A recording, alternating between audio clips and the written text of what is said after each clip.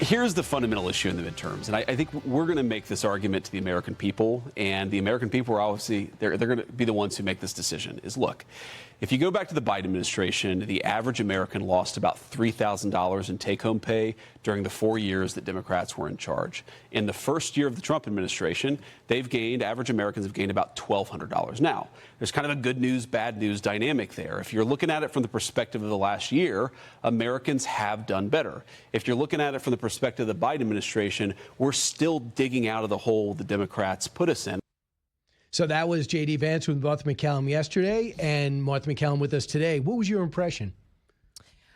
Well, I think that a lot of what is happening right now is preview for the State of the Union address. I think the administration is very aware of the train that's coming down the tracks of the midterms. I think when you look at the numbers on the economy, I dug into Latino voters and young voters yesterday before our interview to kind of get a sense from how much they have drifted since 2024, because they were clearly the potion for success in the 2024 election. Mm-hmm. And, their disapproval numbers are between 50 and 60% on the economy and on immigration. So that's the area of the most concern, I think, for the midterms for the GOP. But the numbers for the economy are worse than the numbers on immigration from both of those groups, Latinos and young voters. And really, that model stretches across all voter groups. So you do have a lot of concern about the economy, but there's a lot of positive signs in the economy. And I think that's what the vice president was digging into yesterday. I think that there is improvement in wages. There's improvement in the inflation number. It's around 2.4% right now. So these numbers are all heading in the right direction. And I think their argument, do you want to go back to where you were 4 years ago with those kinds of policies?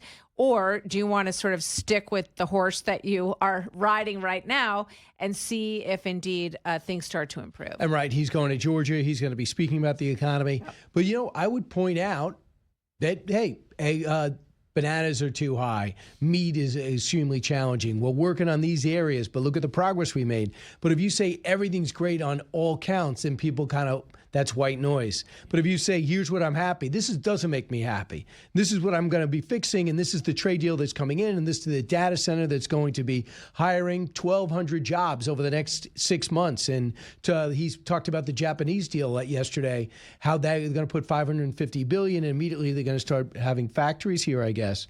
But this is what was pointed out by a so-called nonpartisan foundation. Health insurance is up 41% in the last 8 years. Rent is up 50%. Home sale prices are up 80%. So they say wages are up 38%, but childcare is up 40%. So we have things going in the right direction. But if you go back to back to 2022, which is 4 years ago, things are really continuing to rise. That's when people say things are unaffordable. But I just want to parry it right back. I wish when I go to take my notes in the morning, what I like to say, this is what Republicans will do, and I got a big list. I don't have anything except billionaires and wealth taxes for Democrats.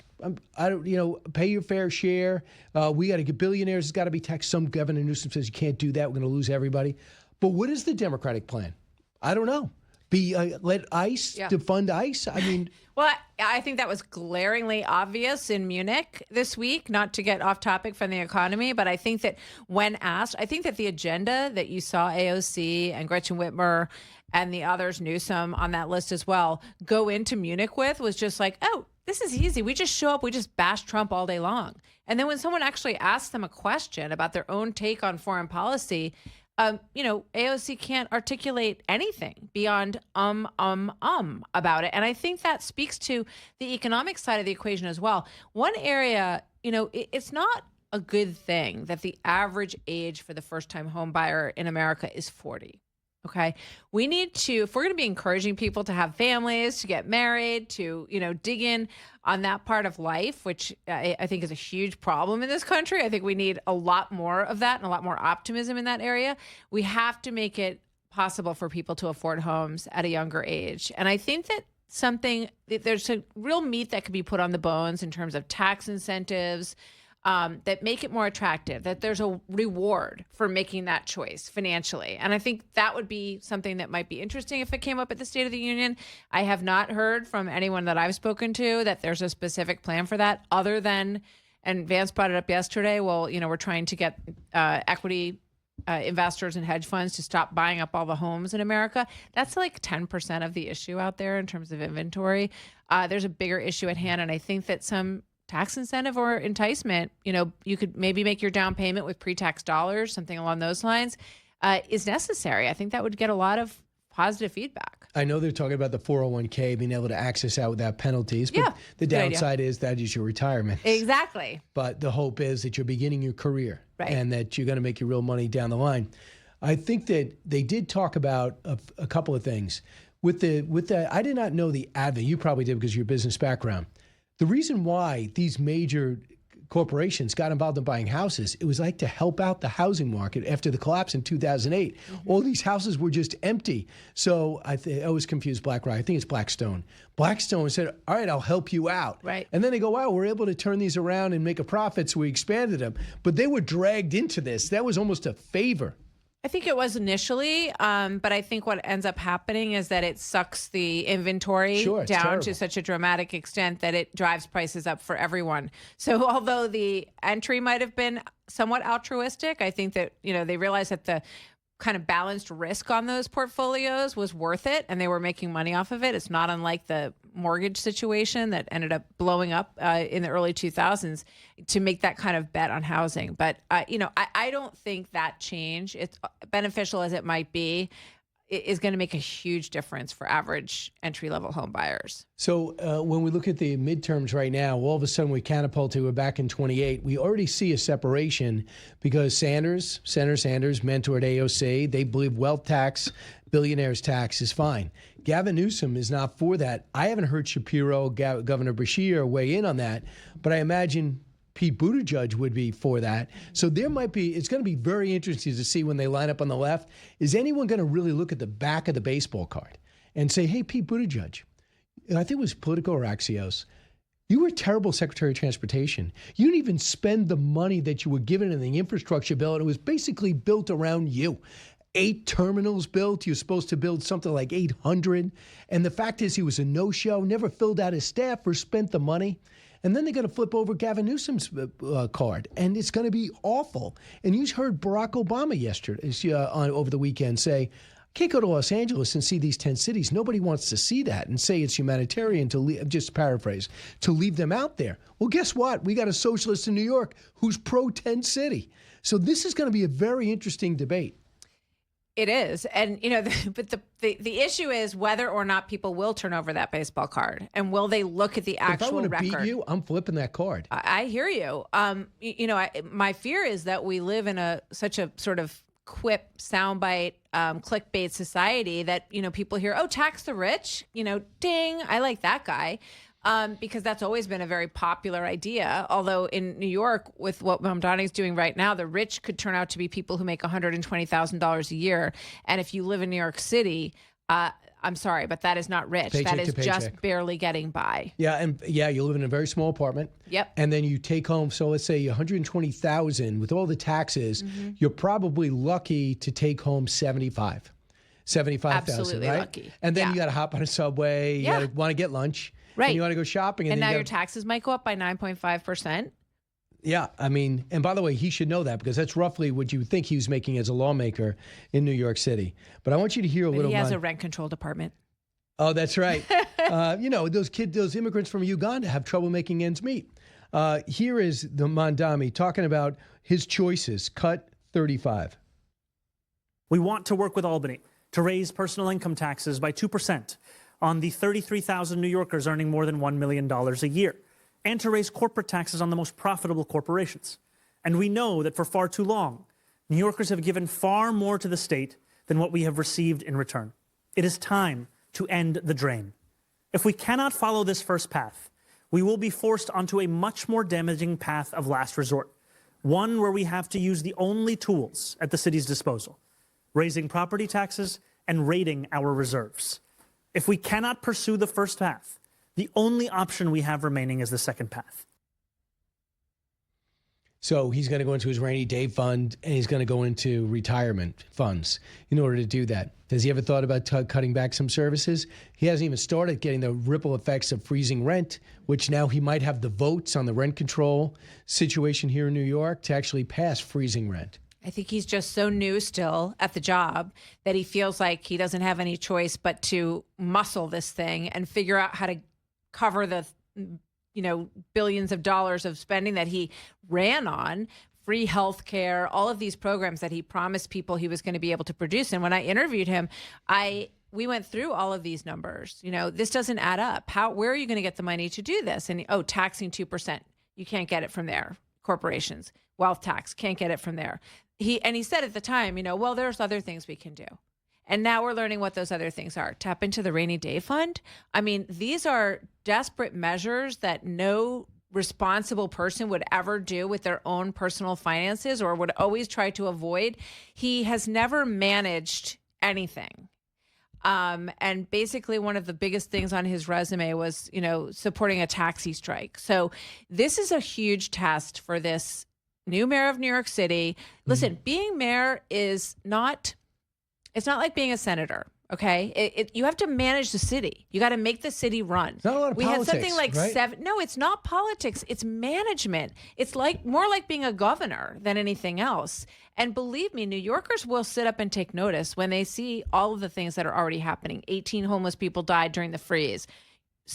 City streets that are still covered in dirty snow, and the streets are narrowed. It takes forever to get around. No one's picking up garbage. No one's picking up garbage. So these are like the most, and so many mayors prior to him have learned this lesson the hard way, that it's obvious that nobody said to him, look, here comes your first snowstorm. You got to get this right. We're going to make sure that, everyone is safe, that the streets are, we want no one to be able to say that you can't handle this job. And he's tripping up on these things in a big way. And he's trying to make these promises come true. Going to have a lot of problems with Kathy Hochul, who's also running. And now suddenly he's endorsed her when he was reluctant to endorse her all along in his own campaign after she endorsed him. Why is she afraid of him? I think she was just sort of trying to fence straddle the whole thing. And, none of them wanted to. Jeffries, none of them wanted to support him in that race until they actually, got all the way down to the finish line and then reluctantly supported him in the end. Gillibrand never did. No, that's true. Schumer Yeah, and he didn't show up at the inaugural either. But she's afraid of him. Yeah. And it's so interesting because remember last time she won, I know this is a national show, but this rarely matters because it ripples across the country because the whole socialist movement. And if he's successful here, believe me, there's a bunch of 30-year-olds who would love to bring socialism to your city. But remember, she says, I'm not doing the congestion pricing. She runs and wins. Right. And then the first thing she does is put it up. And we have the first ever congestion tolls in New York City. I'm not going to raise taxes. If she beats Bruce Blakeman, then she will raise taxes. Right. And because look at her track record, because she stands for nothing. She doesn't even have control of her own legislature. And she's hated on Long Island. That's pretty clear. In upstate New York, he's vulnerable. We'll see if Bruce Blakeman is the Nassau County executive. What's interesting now is I watched some local news coming to work because I'm from Long Island, and local news, ICE is going all over Nassau County. And because Bruce Blakeman said, go for it. You're welcome. Right. Come on in. So I don't know if that helps or hurts. I'm for it. I'm pro-ICE. Mm-hmm. And when people say ICE has been ill-trained and that, guys, number one, the people that were in the shootings, it's unfortunate shootings, they both had like 20 years experience. Those weren't inexperienced, change the training type approach. What happens is if you have no outside help from cops, you have to control your own perimeter. And I don't doubt that after a while being screamed at every day and being racked at, in my hotel room, these guys were on edge. So it all combined to be combustible. Yelling in your windows that you have an 8th grade education and how do you sleep at night? How do you look in the mirror? No, that was horrific. All right, more with Martha MacCallum in just a moment. Unless she storms out, I've had guests storm out in the break or make up stories like I got to run or phone calls that never happen. We'll see if that's the story. Can't wait. Well, I think it'll be very interesting because Meta employees admitted in internal communications, they referred to themselves as drug pushers. They compared their product to digital narcotics. And indeed, that's what Instagram and similar social media platforms are. So getting them on the stand, I think this is the first time that parents are going to see real accountability for how these platforms have harmed their children. Yeah, it's really important. And that's what we're talking about, a trial today in which Mark Zuckerberg is going to be there. And what's going on in that trial is really interesting because there were some entities that settled out of court. They wanted to avoid this, but Meta and YouTube went forward. So here, Mark Zuckerberg will be front and center. He's not the best public speaker, Martha MacCallum, but we know this is taking place in Los Angeles Superior Court. It was brought by a 20-year-old woman who identified in court papers as KGM, her name is Kaylee, and her mother, and by the way, her mother's name is Kaylee, I should say, began using YouTube at age 6, Instagram at age 9, and alleged she became compulsively addicted, spending 16 hours a day on the Meta-owned platform by age 16. The lawsuit claims the company's engineered addiction. So it's up to the plaintiff to show intent. What do you think? I know it's impactful, this trial, because it's going to cost a lot of money. You know, I think we're in the middle of a reckoning that has been coming for a very long time. I think that, you know, we've been living in the wild, wild west of social media and, you know, allowing kids to be on their phones 24/7. I think that one of the things they have to show in this trial is that there is a correlation, a direct correlation between the outcome for these children and their use of social media. Difficult to do because it's a mental health issue. With the tobacco story, it was, you know, you could sort of show a diagnostic correlation between tobacco use and lung cancer, for example. So they're going to have to kind of climb that difficult hill, I think, legally to show a direct correlation between the two things. They're going to be able to say, well, look at all these millions of kids who used it and didn't end up with these problems. The question is, were they aware of diagnostic study that showed that there is a risk of mental health issues for children if they use these products? And was the company manipulating those users in order to addict them? There's a lot of emails that they have, several emails, I should say, that show that the company was aware that the product was addictive.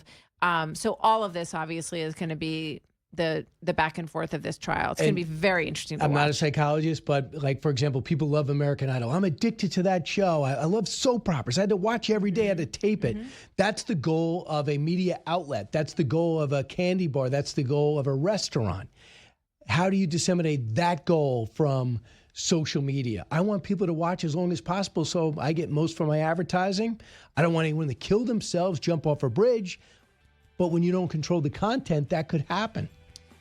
Yeah, I mean, the difference, I think, if you were arguing on the plaintiff's side, is that, you know, watching a soap opera or watching American Idol isn't anyone reflecting on you day after day after day, not liking you, comments that are destructive, all of this very difficult stuff. I honestly think parents have to be the main managers of this. More on this with Martha at 3 p.m. Eastern.